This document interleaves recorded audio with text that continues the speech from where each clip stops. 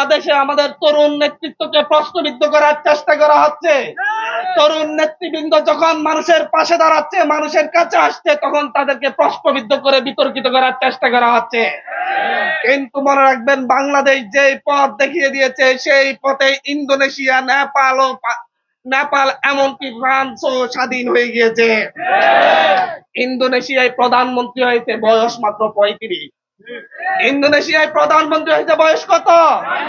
বয়স কত? বাংলাদেশেও হবে ইনশাল্লাহ।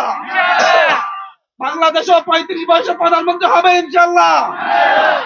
নেপালের গণ অভ্যুত্থানের পরে, নেপালের সেই গণ অভ্যুত্থানের জেনজি ছাত্র নেতা, সে নিজেকে রাষ্ট্রপতি হিসেবে নির্বাচনের ঘোষণা দিয়েছে।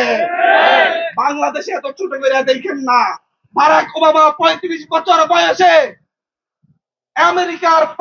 আমেরিকার রাষ্ট্রপতি নির্বাচিত হয়েছিল না?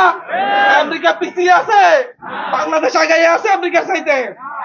সুতরাং আপনারা এসব ছোট বড় দেখিয়ে আর প্রতারণা করেন না।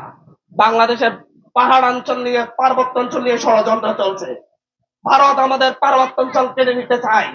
তারা শেষ ট্রাম্প কার্ড খেলছে। পার্বত্য অঞ্চলকে তারা অস্থিতিশীল করে তুলছে। তারা একটা ভুয়া দর্শন ঘটনার মধ্য দিয়ে তারা আমাদের বাঙালি এবং পার্বত্য পাহাড়িদের মধ্যে মুখোমুখি দাঁড় করিয়েছে। আমাদের এই বাংলাদেশের মানুষ কি তার ভূখণ্ডের 1 ইঞ্চিও ছাড়বে? 1 ইঞ্চিও ছাড়বে? ভারতকে জবাব দেওয়া হবে এবং বাংলাদেশ সরকারের জবাব দিতে হবে। তারাই আমার দেশের মাটি কেড়ে নিতে চাইবে, তাদেরকে আমরা মোকাবেলা করবো ইনশাআল্লাহ।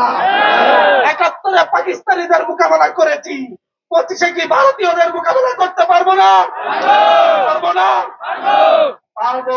গোবর ধন খাওয়াইয়া দিব ইনশাআল্লাহ।